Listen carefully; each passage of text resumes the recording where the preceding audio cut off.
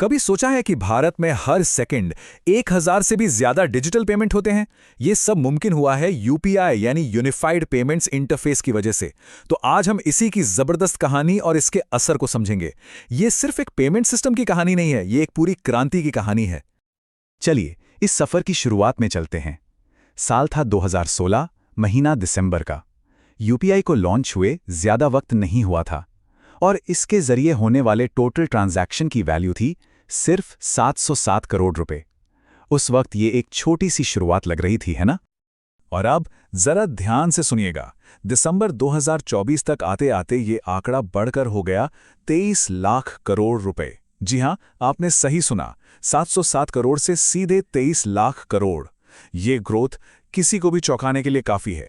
तो सबसे बड़ा सवाल यही है कि आखिर ये क्रांति हुई कैसे? कैसे एक पेमेंट सिस्टम ने भारत में पैसे के लेन देन का पूरा तरीका ही बदल कर रख दिया? चलिए आज इन्हीं सवालों के जवाब ढूंढते हैं। आज के इस पड़ताल में हम कई अहम पहलुओं पर बात करेंगे। पहले हम यूपीआई के इस अविश्वसनीय उदय को समझेंगे, फिर देखेंगे कि आर्थिक क्रांति का इंजन कैसे बना, इसने हर भारतीय को आपस में कैसे जोड़ा और इसके आने से कौन से नए एकाधिकार यानी मोनोपोलीज बन गईं। साथ ही ये भी जानेंगे कि ये दुनिया के लिए भारत का तोहफा कैसे है और आगे की राह क्या है। तो ठीक है, चलिए गहराई में उतरते हैं। सबसे पहले बात करते हैं यूपीआई के उदय की, क्योंकि किसी भी क्रांति के नतीजों को समझने के लिए उसके पीछे की सोच और उसकी बनावट को समझना बहुत जरूरी है। यूपीआई की जो नींव है ना, वो है भारत का डिजिटल पब्लिक इंफ्रास्ट्रक्चर यानी डीपीआई। इसे आप एक डिजिटल सुपर हाईवे की तरह समझिए, जिसे एनपीसीआई ने बनाया है। और इस हाईवे की खास बात यह है कि इस पर कोई भी अपनी गाड़ी दौड़ा सकता है। ये एक ओपन और रियल टाइम सिस्टम है जिससे कोई भी जुड़कर नए नए इनोवेशंस कर सकता है। लेकिन यूपीआई की सफलता के पीछे एक और बड़ा सीक्रेट है, जिसे हम कहते हैं जैम ट्रिनिटी। जे यानी जनधन, जिससे करोड़ों लोगों के बैंक खाते खुले। ए यानी आधार, जिसने हर किसी को एक डिजिटल पहचान दी। और एम यानी मोबाइल, जिसने देश के कोने कोने तक कनेक्टिविटी पहुंचाई। इन तीनों ने मिलकर यूपीआई जैसे प्लेटफॉर्म के लिए एक परफेक्ट जमीन तैयार कर दी। और यहीं पे एनपीसीआई ने एक बहुत ही स्मार्ट मूव खेला। उन्होंने यूपीआई को किसी एक कंपनी का कॉम्पिटिटर नहीं बनाया, बल्कि एक ऐसा प्लेटफॉर्म बनाया जिससे सभी बैंकों को जुड़ना ही पड़ा। मतलब वो एक रेफरी की तरह थे, जिसने ये पक्का किया कि खेल में सारे खिलाड़ी शामिल हों। नतीजा, पहले ही दिन से पूरे देश का बैंकिंग नेटवर्क यूपीआई से जुड़ गया। चलिए अब आगे बढ़ते हैं। ये तो हुई इसकी बनावट की बात, पर असल में जमीन पर इसका असर क्या हुआ?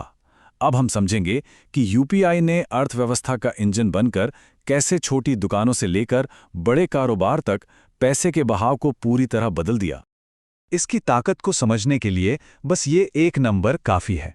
धनतेरस के त्योहार पर सिर्फ एक दिन में यूपीआई के जरिए 1.02 लाख करोड़ रुपए के ट्रांजैक्शन हुए। ये नंबर दिखाता है कि आम लोगों और बाजार ने इस पर कितना जबरदस्त भरोसा दिखाया है, खासकर त्योहारों की खरीदारी के दौरान। और इसका एक बहुत बड़ा फायदा मिला हमारे छोटे कारोबारियों यानी एमएसएमईज को। सरकार ने व्यापारियों के लिए पेमेंट की लिमिट बढ़ाकर 10 लाख रुपए कर दी। इसका सीधा असर ये हुआ कि जो छोटे बिजनेस पहले कैश में काम करते थे, अब वो भी बड़े पेमेंट्स यूपीआई से लेने लगे। इससे वो फॉर्मल इकोनॉमी का हिस्सा बने और उनके लिए बैंकों से लोन लेना भी आसान हो गया। अब जब इतने सारे लोग यूपीआई यूज करने लगे तो एक दिक्कत आने लगी। चाय, सब्जी जैसे छोटे छोटे पेमेंट्स की वजह से बैंकों के सर्वर पर लोड बहुत बढ़ गया। तो इसका हल निकाला गया यूपीआई लाइट के रूप में। ये एक कमाल का फीचर है जिसमें 200 रुपए से कम के पेमेंट के लिए पिन की भी जरूरत नहीं पड़ती। इससे पेमेंट तो फास्ट हुआ ही, बैंकों का सर्वर लोड भी काफी कम हो गया। तो ये तो हो गई अर्थव्यवस्था की बात। लेकिन यूपीआई की कहानी सिर्फ पैसों की नहीं है, ये लोगों को जोड़ने की कहानी है। अब हम देखेंगे कि कैसे इसने डिजिटल डिवाइड को कम किया और सही मायनों में फाइनेंशियल इंक्लूजन यानी वित्तीय समावेशन को बढ़ावा दिया। अब जरा इस चार्ट को देखिए। डिजिटल पेमेंट्स में महाराष्ट्र और कर्नाटक का टॉप पर होना कोई हैरानी की बात नहीं, लेकिन इस लिस्ट में तीसरे नंबर पर उत्तर प्रदेश का होना ये अपने आप में एक बहुत बड़ी कहानी कहता है। यह साफ दिखाता है कि यूपीआई की पहुंच सिर्फ बड़े शहरों तक सीमित नहीं है, बल्कि ये गांव और कस्बों में भी गहराई तक अपनी जगह बना चुका है। और ये हो कैसे पाया? क्योंकि भारत इसके लिए एक तरह से तैयार था। आज देश के करीब 85% घरों में स्मार्टफोन हैं और 86% से ज्यादा घरों तक इंटरनेट की पहुंच है। इसी मजबूत डिजिटल बुनियाद ने यूपीआई को इतनी तेजी से फैलने में मदद की। और यहीं पर यूपीआई का असली जादू सामने आता है। देखिए, ये सिर्फ पेमेंट का जरिया नहीं है। जब कोई छोटा दुकानदार या रेडी पटरी वाला भी यूपीआई से छोटे छोटे पेमेंट्स लेता है तो उसका एक डिजिटल रिकॉर्ड बनता जाता है, एक डेटा ट्रेल। जिनके पास कोई क्रेडिट स्कोर नहीं होता, उनके लिए यही डिजिटल रिकॉर्ड लोन पाने का आधार बनता है। ये है असली फाइनेंशियल इंक्लूजन। लेकिन कहते हैं ना, हर सिक्के के दो पहलू होते हैं। यूपीआई की जबरदस्त कामयाबी अपने साथ कुछ नई चुनौतियां भी लेकर आई। इस हिस्से में हम सफलता के दूसरे पहलू पर नजर डालेंगे। कैसे इसने पुराने मॉडल्स पर दबाव बनाया और कैसे कुछ नई कंपनियों का एक छत्रराज कायम हो गया। और ये शायद सबसे बड़ा विरोधाभास है। यूपीआई को एक ओपन पब्लिक प्लेटफॉर्म के तौर पर बनाया गया था, लेकिन आज 94% से भी ज्यादा ट्रांजैक्शंस पर सिर्फ 3 कंपनियों का कंट्रोल है: फोन पे, गूगल पे और पेटीएम। सोचिए, एक खुला पब्लिक प्लेटफॉर्म जिस पर कुछ प्राइवेट प्लेयर्स का इतना बड़ा दबदबा हो। ये वाकई एक चिंता का विषय है। ये टेबल इसी बात को और भी साफ कर देता है। देखिए, एक तरफ 3 बड़ी कंपनियां हैं जो 94% मार्केट को कंट्रोल करती हैं, जिससे कंपटीशन और नए इनोवेशन पर असर पड़ने का खतरा है।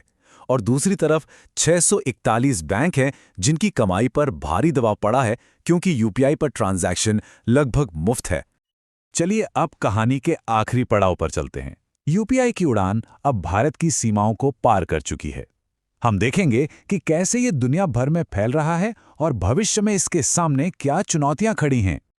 आज यूपीआई का झंडा दुनिया के कई देशों में लहरा रहा है। सिंगापुर, यूएई, फ्रांस, यूके से लेकर हमारे पड़ोसी देश नेपाल और भूटान तक कई देश अब यूपीआई को अपना रहे हैं। ये भारत की टेक डिप्लोमेसी का एक बेहतरीन उदाहरण बन चुका है। लेकिन इस शानदार सफर में एक बड़ा स्पीड ब्रेकर भी है, और वो है सिक्योरिटी। जितनी तेजी से लोगों ने यूपीआई को अपनाया है, उतनी तेजी से डिजिटल लिटरेसी नहीं बढ़ी है। और ये आंकड़ा तो वाकई चौंकाने वाला है। यूपीआई फ्रॉड के शिकार हर 2 में से 1 व्यक्ति तो इसकी शिकायत तक दर्ज नहीं कराता। ये लोगों के भरोसे के लिए एक बहुत बड़ा खतरा है। तो हमने यूपीआई के पूरे सफर को देखा, इसकी शुरुआत से लेके आज तक की इसकी उपलब्धियों और चुनौतियों को समझा। अब समय है कि हम इन सब बातों को समेटें और देखें कि आगे का रास्ता क्या है। यूपीआई को बनाया तो गया था एक खुले और लोकतांत्रिक सिद्धांत पर, एक पब्लिक गुड के तौर पर। आज भारत के लिए सबसे बड़ा सवाल यही है, क्या हम इस क्रांतिकारी सार्वजनिक संपत्ति को कुछ निजी कंपनियों के एकाधिकार और बढ़ते सुरक्षा खतरों से बचा सकते हैं? इसका जवाब ही यूपीआई का भविष्य तय करेगा। इस पर सोचना बहुत जरूरी है।